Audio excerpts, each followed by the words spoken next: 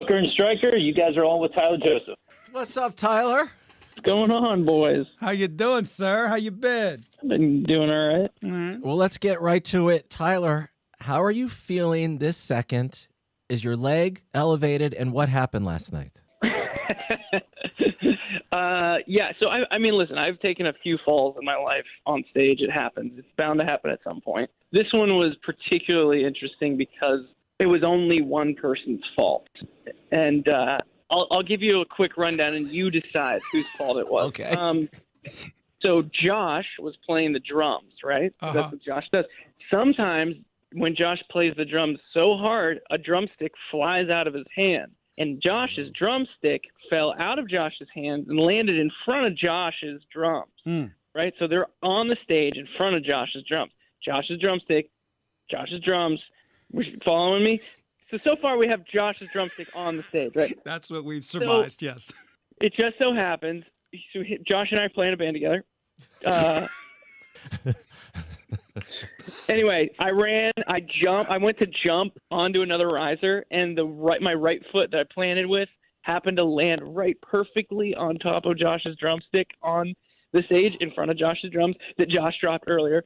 And I rolled my ankle, and then basically because I had so much momentum, I had to grab onto the stage with all that I had, basically bear hug the edge of the stage so that I didn't fall off the stage and ended up just busting myself up a bit. But I don't know. Who do you think could have maybe prevented that? I would say, since you have a team on the road, it should have been one of your guys or gals that works with you that is watching everything on stage. You could have sprinted out and grabbed the drumstick. What? Stryker, this is Banana the peel. most diplomatic answer ever. Whose fault is This was clearly Josh's fault. He should know where his drumsticks are at all time. And if there's a stray drumstick about, he should point to his lead singer and say, "Lead singer, there's a drumstick right there. You need to be careful. This is Josh's fault. I'm on your side, sir." Unless he gets on the phone, then it'll completely change. Yeah, no, listen, the only reason why I'm giving him a bunch of crap about it is because he's, the past day just felt terrible. Because, it's not, well, we can argue about it. Someone should have seen the drumstick. I should have seen the drumstick, so he feels so bad about this thing that I love the idea of just shoving his face in Right, this just even lay more. into it. Do you think do you think maybe he's just mad that his dog Jim likes you better now? Yeah, I mean, that's not uncommon for, I have that effect on dogs with human names.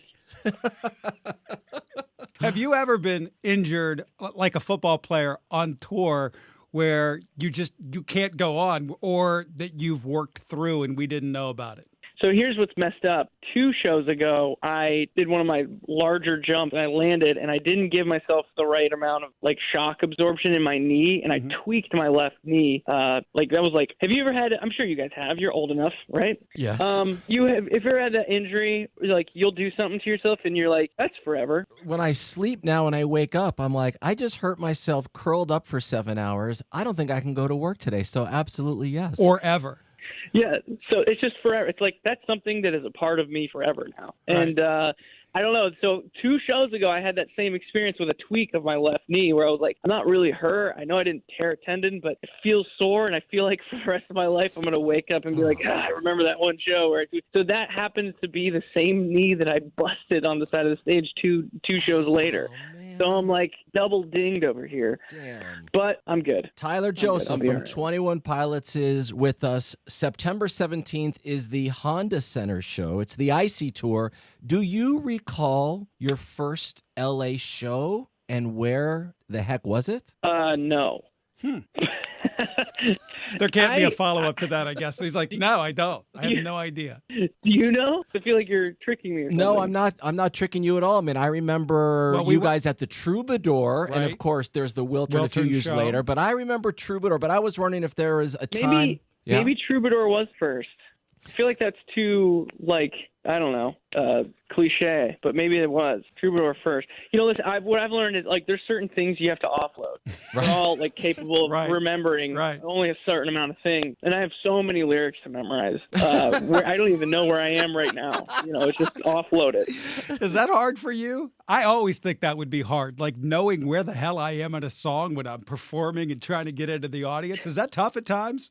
It's when you hear about that cliche of a lead singer not knowing where he is, you think that's ridiculous. How could you travel to a place and not know where you are? The thing is this, it's not that I don't know where I am. It's how sure of myself am I that I'm here. And because you can't recover from saying the wrong place on stage. I feel like I can recover from almost any flub, including completely biting it on stage. I know that I can work my way back into the good graces of the audience. Right. The one thing that you cannot come back from is saying the wrong city. So if I'm 95% sure that I'm in Pittsburgh, I'm not going to say Pittsburgh on stage. It has to be 100. Hey, I would mumble. That's what I would do. You don't even say anything is what he's saying. Hey, man, you know what we're playing on our show and on the station quite often is your song Heathens with the Stranger Things mix, the live version from Romania. That thing's incredible, dude. Yeah, thanks. Yeah, that kind of came together last minute. Netflix reached out to us, was like, hey, would you guys want to do like a remix? I mean, they didn't really give us much direction other than, we'll send a crew out to film you guys in Romania at this festival. And so then we went in and remixed the song. They sent us the Stranger Things intro music stems, which I think is kind of cool. I'll be holding on to those for forever. And we kind of threaded that into our song Heathens, and yeah, it all kind of came together. Did you rehearse that, or was that the first time you performed it live? That was the first time, and it's a little nerve-wracking going up there and doing something for the first. I mean, not just on a performance level, because it's pretty. It follows along to the structure of our original song, so there wasn't a lot to like relearn. But the technical side, when it comes to the LED wall showing the right thing, and the time code and the click track and everything, kind of like moving together with all the departments, that was the thing that you're like, we've never done this before. Right. Hopefully everything's lined up correctly. And it was. So do you feel the extra eyeballs watching you on that one because you know that that's going to get some traction and people are going to see it? Are you cognizant of things like that? Yeah. I mean, that's why you partner with, Netflix. Stranger Things and Netflix to get all those weird people to like your music. Do you watch the show? Have you seen every episode of Stranger Things? Do you want the political answer or just say yes? Just say yes. Yes, we want the truth, please. The truth is this. I love the show. I've watched the first 3 seasons. I've not seen the latest season. I haven't. And let me explain. I don't know if you guys know what this is like, but for me, Stranger Things is kind of in this like show purgatory because my wife wants to watch it, but also kind of doesn't. And I know that I can't just like go up and start it by myself. You almost have to you have to collaborate with your significant other. Like, all right, now we're starting. Cause I don't want to watch it twice. So anyone in a relationship gets that. Exactly. I call it show purgatory. So I just haven't been able to start season 4 because my wife's like, I think it might be too scary for me, or now I want my friend who is a pansy said it wasn't that bad, so let's watch it. And I don't. Well, I'm not telling you that you need to lie to your wife, but I mean, you could watch it on the DL and your tour, and then when she says she's ready, you act like you've never seen it before. Yeah, then I have to be like, oh. Him faking it at home. Tyler Joseph is joining us. We do this with our guests quite often. We just did it recently with Brandon Flowers from The Killers. We're going to name 2 songs, and you have to tell us which one must go, okay? From your set. From your catalog. Oh, it's got to go all together. Yeah, so it's one of these 2 songs must go. And I have chosen for you either Heathens or Stressed Out. Which one must go? Whew. Well, they've both made me a lot of money. True. I love that honesty right there. All right. So chronologically, I don't know if there would have been a Heathens without a Stressed Out because we were approached by the movie company to write a song for Suicide Squad. Right. Because as far as like set list goes, like I'm playing it every night. I think I probably could do without Stressed Out. Okay, Stressed Out must. Hey, what about Heathens or Car Radio? I would need to get rid of Heathens at that point. Oh, wow. Wow. Car radio's a bigger fan I favorite. love car radio. Right? Tyler Maybe. knows that. There's almost this like air about our, like when we play in front of these rooms now with our fans, when we go into Stressed Out and Heathens, they're like, yeah, this is the one my mom knows. And they're just like, okay. Let me ask you one quick question about touring, and this was innocuous as it comes, but you have a move that you make, and it's the flex move, where you take both arms and you're flexing. Were you a wrestling fan as a kid? Where did that come from? Because it is literally my favorite lead singer move, to the point where I was at a SoFi Stadium and they put me on the Jumbotron. I did that move. No! And everyone reacted to it. And I knew once I saw him do it, it would work. Did you come up with that move? Did you know? Was it wrestling? Give me the story. I loved all of the WWE versus NWO video games growing up. I never even put it together that maybe that's what has been swelling up in me as I put my arms off to the side of each of my head. There's just something about it that's like, I don't know.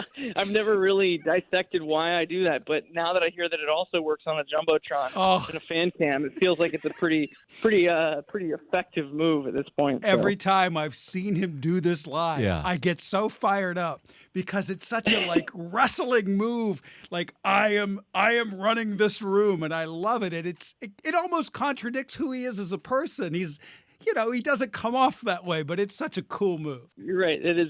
It shows kind of like you can still. It almost speaks to when you write a song and there's, you're pouring your heart out and you're like revealing some of your, innermost thoughts. At the same time, you can take that, something that's very like unsure of yourself, very, full of anxiety. But then when you go up on stage and you perform it, you're almost kind of like conquering that thought and that feeling or that place that you came from when you wrote that song. Right. And the idea of flexing at the end of a song that's asking, desperately, can you save my heavy, dirty soul? It's right. like it is kind of like the embodiment of like conquering that thought. Coolest move ever. Please don't think of my radio partner Booker now every time you do that. September 17th. I ruined his move. Honda Center. Tyler Joseph and Josh Dunn are friends. You know how much we love you, respect you. Thanks for the hard work and so many great songs over now so many years, Tyler, and feel better. We'll see you very soon. Thanks so much for having me, guys. Okay. Thank Bye, you. Tyler. Thanks, Tyler. Bye. Bye.